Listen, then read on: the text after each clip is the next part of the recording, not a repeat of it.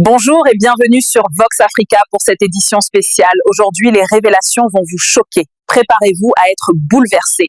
Abonnez-vous maintenant et activez la cloche pour ne rien rater de ces informations explosives. Attention, choc absolu en Afrique centrale. Paul Kagame, le président rwandais au pouvoir depuis plus de 20 ans, tremble sur son trône. Une fin de règne imminente? Oui, et les indices sont accablants. Rappelez-vous, le Rwanda est accusé par l'ONU et la RD Congo de soutenir ouvertement les rebelles du M23. Des milliers de soldats rwandais infiltrés à l'est du Congo, des massacres, des viols, des déplacements massifs de population. Goma est aux mains des rebelles, et Kinshasa crie à l'invasion. Kagame nie, mais les preuves s'accumulent. Drones espions, armes rwandaises saisies, témoignages irréfutables. Et ce n'est que le début. À l'intérieur du Rwanda, l'opposition monte. Des dissidents exilés comme Victoire Ingabire reviennent au front. Les sanctions internationales pleuvent. USA, ils isolent Kigali économiquement.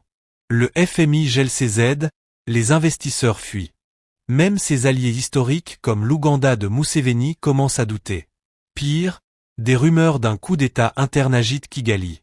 Kagame purge son entourage, mais les généraux murmurent.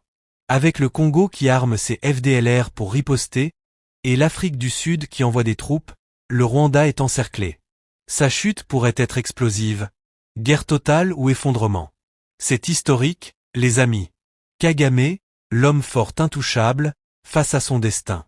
Abonnez-vous maintenant à la chaîne pour ne rien rater des suites explosives. Activez la cloche de notification, likez, commentez fin de Kagame, et partagez pour alerter le monde. Il faut dire que c'est une chronique d'une chute ou d'une neutralisation programmée de Paul Kagame, sinon du régime de Luanda. 30 ans de pillage, de crimes à l'est de la RDC, parce que Paul Kagame, on n'a jamais cessé de le dire, avait des objectifs géopolitiques dans la zone, mais ces objectifs géopolitiques aujourd'hui sont à l'opposé des objectifs géopolitiques des États-Unis, et les États-Unis qui ont pris le leadership pour résoudre cette crise à l'Est. Ça, c'est la première chose. La deuxième chose, aujourd'hui, pourquoi ces menaces deviennent de plus en plus, on va dire, notoires? Parce que je pense qu'il y a deux agendas. Il y a un agenda national des États-Unis à travers l'administration Trump. Nous sommes à mi-mandat. Trump veut montrer aux Américains que, effectivement, lui, il a un agenda et il le fait exécuter.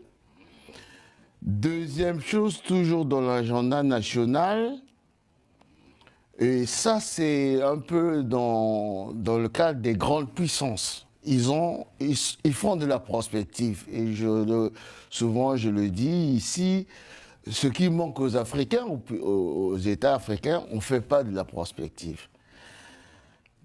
En 1973, les États-Unis avaient comme objectif d'avoir un réservoir en termes d'hydrocarbures. Ils appelaient ça des réservoirs stratégiques. Et dernièrement, la sortie, je crois, d'un des responsables, il disait « il nous faut un réservoir stratégique des minerais ». Et c'est la RDC. Voilà l'agenda des États-Unis aujourd'hui. Donc il faut accélérer pour damer le pion à la Chine, passez-moi le terme. Et toujours sur le plan national, il y a un autre objectif, c'est d'expliquer au monde entier que les États-Unis sont revenus au premier plan. Vous vous amusez comme Maduro a voulu le faire, et surtout avec le narratif,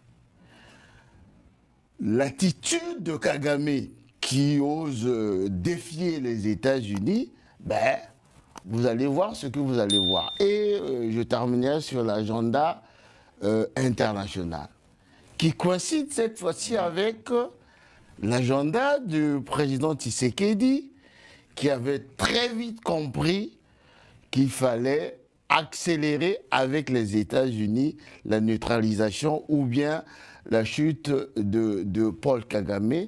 Et cet agenda, c'est de faire en sorte qu'il fallait mettre en face la puissance, la Chine, qui avait le contrôle un peu de ces minéraux, et les États-Unis. Et cet agenda coïncide avec l'agenda du président Tshisekedi, avec son leadership, et surtout avec aussi l'agenda de la sous-région, où on sent un changement, l'agenda africain, et tout ça fait en sorte que tout s'accélère et les menaces deviennent de plus en plus visibles.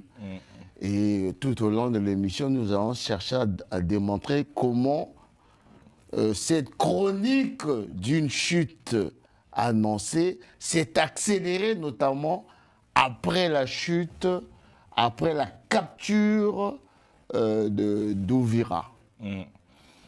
Avant Mavinga, c'est le deuxième paquet de sanctions, ainsi elle se confirme, après ce qui avait été décrété il y a 1 an contre M. Kabarebe, le puissant ministre de la coopération. Est-ce qu'on peut parler d'ultime avertissement de Donald Trump? Je pense que, comme l'a dit mon frère Mafimba, qu'il faut savoir lire les signes de temps. Le signe de temps que nous avons, le premier signe, c'est que le pouvoir du Rwanda est en train de se terminer. Donc, petit à petit, on est en train de conjuguer M. Paul Kagame au passé. Par les États-Unis d'Amérique, les États-Unis d'Amérique qui l'ont appuyé, qui l'ont mis au pouvoir. Mais M. Paul Kagame n'a pas compris les signes de temps. Donc, il est devant un piège, je reviendrai pour expliquer en détail. Il est devant un piège. Partir sans gloire ou partir avec gloire. Il partira, à votre avis? Vous pensez qu'il partira? Mais à l'allure où vont les choses, ce sont des signes qui prouvent qu'il n'a plus l'appui total des États-Unis d'Amérique. Parce qu'on a un homme serein qu'on voit dans ses prises de parole. Enfin... Mais pourquoi il est serein? C'est ce que je viens de dire. Pourquoi il veut partir sans gloire ou partir avec gloire?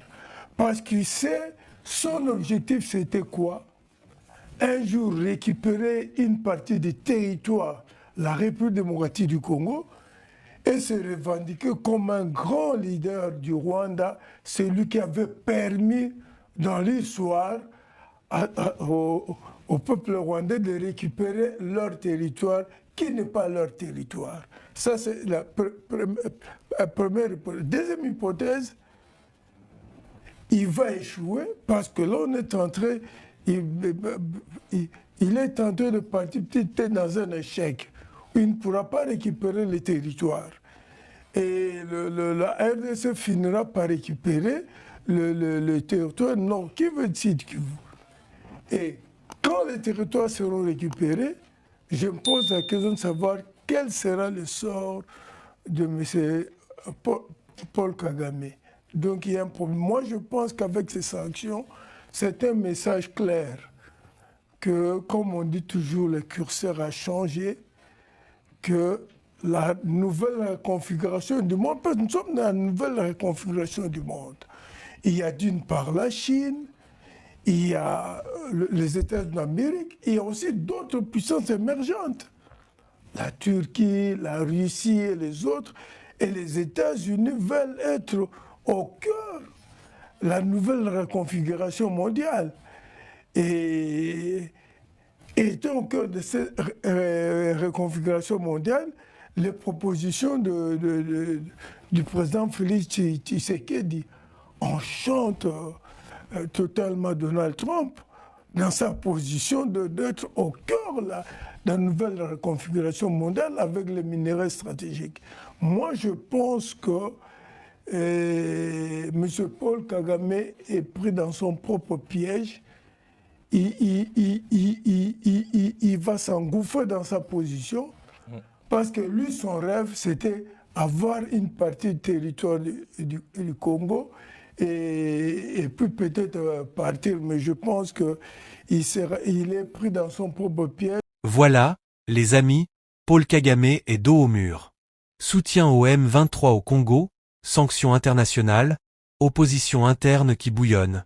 Sa fin de règne est imminente, et l'Afrique de l'Est retient son souffle. Guerre totale ou chute brutale? Seul l'avenir le dira, mais les signes ne trompent pas. Merci d'avoir regardé cette analyse explosive. Si vous voulez les scoops en direct sur cette crise avancée M23, riposte congolaise, coulisses de Kigali, abonnez-vous immédiatement. Activez la cloche de notification pour ne rien rater. Likez si Kagame doit partir, commentez votre avis, et partagez pour réveiller le monde.